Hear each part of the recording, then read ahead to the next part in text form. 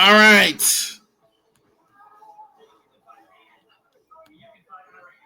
It is time for baseball summer.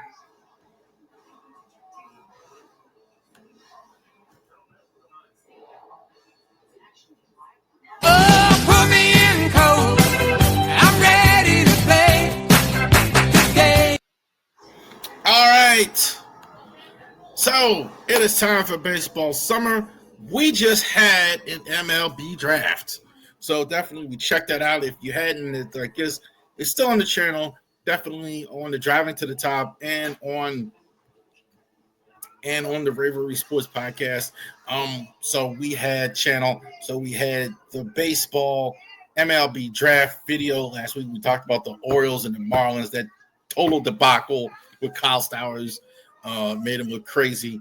And now we're going to do this, the 2025 new prospect list for those.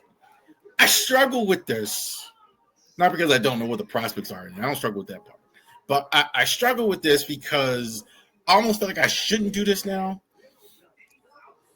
because the trade deadline is coming. I think I've waited 1 year till the trade deadline and do it because then, like, you could be talking about, like, why do you do that? So the prospects could be leaving for a different team or coming in, or the opposite could be true. We could be a lot of prospects in from a different team than I would put in this case. So we reserve the right to revisit this. I don't think in either case that's going to happen as far as top 10 prospects. I think you're done as far as that goes. Because even if you make trades, you're not going to have really, really good prospects, I don't think, for what you trade, unless you're trading Gunner or something, something weird happens. Or I don't think you are going to be leaving guys as well. I don't think you're buyers either. So I don't think they're in either category. So we'll talk a little bit more about that. But I think we'll revisit it. But I think this is but I think, like, after the draft, I think it's a good opportunity to tell everybody where the prospects are. What I think the best prospects are. You may see different on different lists. That's okay. Just from everything I've seen and read, take a look at these prospects. I spent a lot of time looking at these prospects, looking at as many games as I can, etc. Reading. So this is where I see it as far as these guys. The top 25, 2025 new Orioles prospect. Yeah. So honorable mention. These guys didn't make the top 10, but they're still worth, I think, talking about. Kiefer Marte had some injuries this year. Blazing 100-mile-an-hour fastball. So definitely you got to keep your eye on him. I'm going to skip to Blair Tavra. Again, same. Moving through the minor league system. I think he's going up to Del Marver here pretty soon. I think outstanding good stuff from him. We'll see. So he's young. I think he's a ways away, about at least 2 years away. But we'll see that. Creed Williams is very interesting now after the draft. Could they be trading him away because of all the catchers that they have? So it'll be interesting to see. Creed Williams, he's making fools out of a lot of people saying that he's not good enough to move up through the ranks. He's been outstanding this year. He's going to be going to Norfolk pretty soon. So they're going to have to make a decision on him. Keegan Gillies deserves an honorable mention. I don't know if he's ever going to be a top prospect because he's 27 years old. So why is he there? He's been outstanding in Bowie, and he has really played well. And in fact, the last out of the Futures game as well, caught by Enrique Bradfield, right? So he's in. I think we could see him this year. I don't think he's going to be. I think if he's good in Norfolk, continues to be good in Norfolk, I think they're going to give him there a month, and I think you could see him in Baltimore. He's been that good in the minors this year. Braxton Bragg, I think you could argue he's been their best starter in all the minor league system as well. Bragg's still not heavy on the pitching. I think that's a little bit of a concern. So Bragg is definitely getting that. Some would say he's going to get some time this year. I don't know about that. But I think definitely by next year you could see him. And Caden Bodine, I think, was the best pure catcher in the draft. I think pure. When I mean pure, I mean backstop. I mean defensively, he was, I thought, the best defensive catcher in the draft. A solid hitter. I don't know if he's going to hit for power. He certainly hit for average. He was a leadoff guy. He has good speed for a catcher. All the tools are there except for really hitting for power, which we will see if he can develop as well. He didn't really do that at Coastal Carolina, but the best player on Coastal Carolina team and certainly was picked.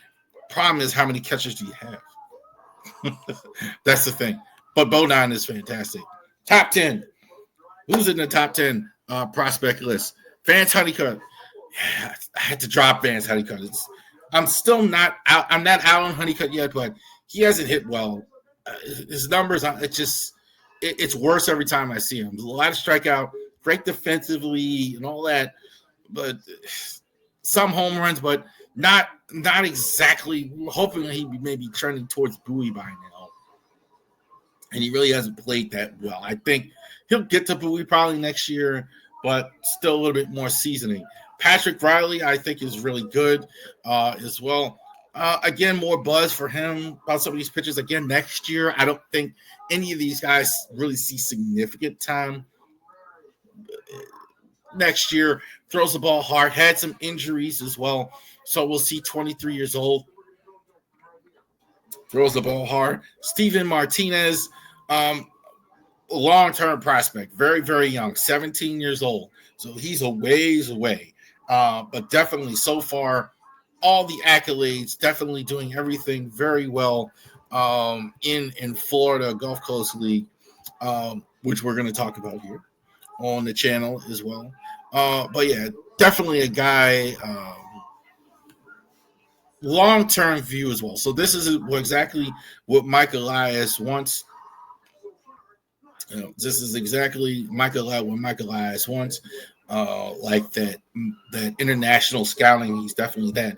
Awima Aloy from Arkansas. So this guy was the best player in college baseball, Golden Spikes player.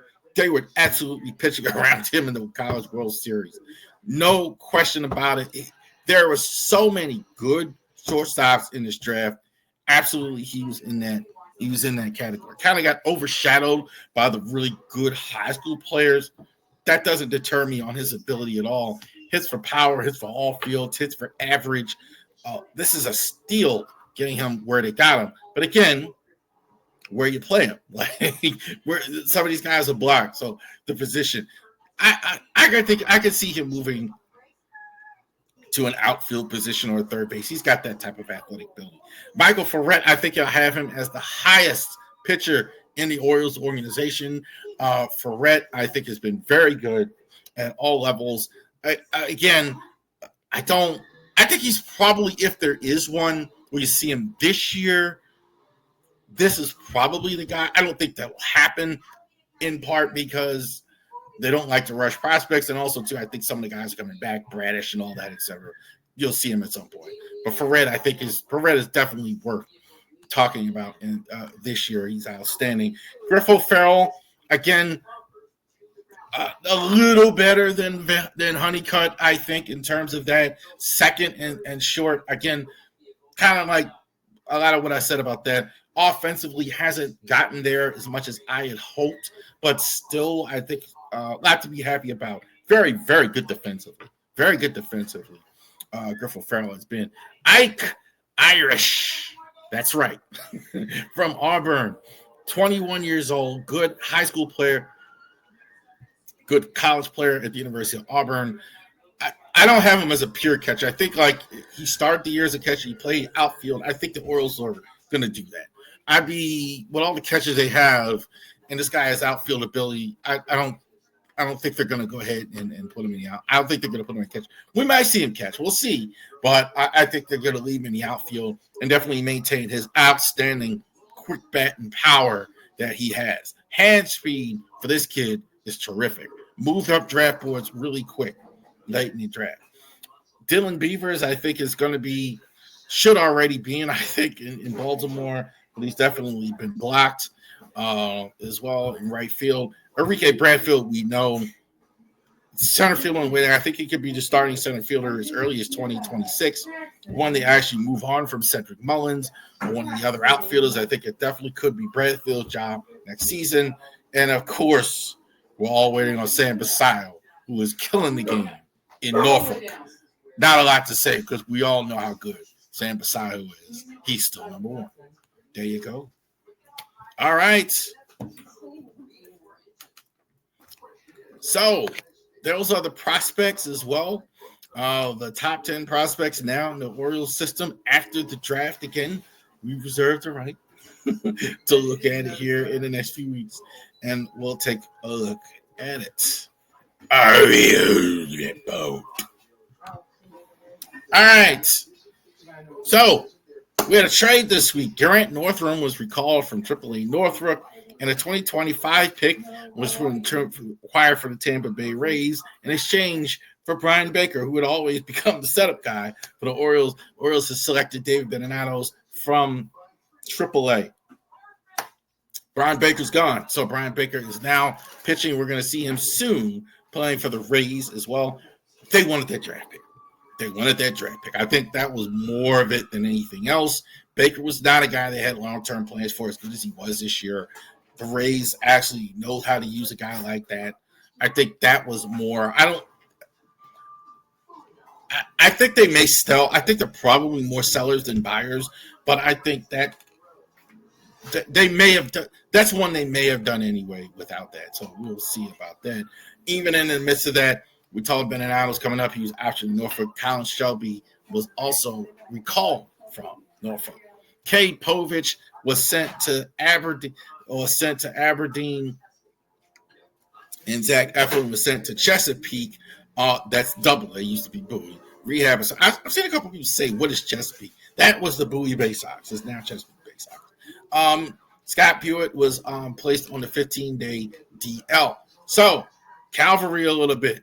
Povich has struggled a bit, so I think that's what's going on with him. Eflin, I think, is maybe get 1-2 starts, he'll be back. So I think Eflin, good news there. The draft, we won't go over all of the picks. Irish, we talked about number one draft pick, 19. Certainly, they weren't expecting him to be there. 30 and 31, Caden Bodine and Lee Malloy, tremendous college players. Those guys were outstanding college players. High school, Slater DeBron from Slater DeBron. He is going to be an outstanding high school player. A little bit more development for him. So certainly with all the outfield, definitely like that. Certainly, I think they're going to send him to Lowell A. Delmarva real quick as well, or they may send him to rookie. We'll see as well, but certainly good at the top of the draft, the Orioles were. If you want to see the entire draft, it's on the Ravori Sports website, so definitely check that out. Grant Wortham was recalled as well. David Benatos, no, that's not repeat. That's two different assignment because Corbin Martin was designated for assignment. Somebody on Facebook today is like saying I'm just clickbaiting because reporting all the moves. Like, dude, this is what they're doing. They're just trying anything at this point. Like, they're just trying. Orioles are just moving guys up and down. Here, we'll get to that. Keegan Gillies gets the final out of the Futures game with one batter, one out. The organization made Enrique Bradfield. So we already talked about that as well. Gillies, I think, could see the majors this year. Bradfield, I think, is the center fielder in waiting. I do think that's the organization's plan. If they have a plan, that he's going to be here sooner rather than later. We talked about it today. Elvin, and Cliff and Claire and Sandra and all that. So Elvin Rodriguez off waivers from the Milwaukee Brewers from AAA Norfolk. So they're signing players, and they're sending them to Norfolk. Ryan O'Hearn was in the All-Star game. Didn't do a lot, 0 for 2. Congrats to him and his wife. Apparently his wife is expecting. Good to see that how his baseball career is taking off. They were on the red carpet and all that. Not bad for a guy who was basically released and left for dead and has come along. Who was hot this week? Not as many games, obviously. Jordan Westberg, Larry Nile, Dean Kramer, they've been solid for a while. they've been solid for a while. I think all three. Right now, I think has been the best signing I think they've made. Kramer, I think, has been fantastic. Westberg, I think you can almost make the case that goes like when he really plays well. Orioles, I know, win a lot when he does. Who has been not Brandon Young? Maybe he's a 4A pitcher. Tyler O'Neill's really struggled. Cano has been up and now he's struggling again. I didn't think he was that good his last few outings as well. What's this week? Tampa Bay Rays. I think you're going to see Brian Baker in a lot of those games. We hope not, because he's going to be in the late innings used. And also to Cleveland Guardians. Guardians, I thought, were really good at the beginning of the year. I think the bullpen has kind of struggled, and they really can't afford that. That's really a bread and butter for them with the Guardians. So interesting that. And I think Gunnar was the best player this week. So shout out Gunnar. Gunnar was good. Gunnar was really played well, hit for power, hitting key situations. So hopefully we can get back to the Gunnar Henderson that we all know as well. Thank you so much for joining us here this week on the Ravori Sports Podcast. Those of you watching right now, you right there watching on the Twitter page, definitely go to the YouTube, Ravori Sports Podcast, punch it right in, and go ahead and subscribe to the Ravori Sports YouTube channel or all of our platforms, Spotify, Twitch, and all that, etc. You guys have a great rest of your day. Games start back this week. Enjoy all the games.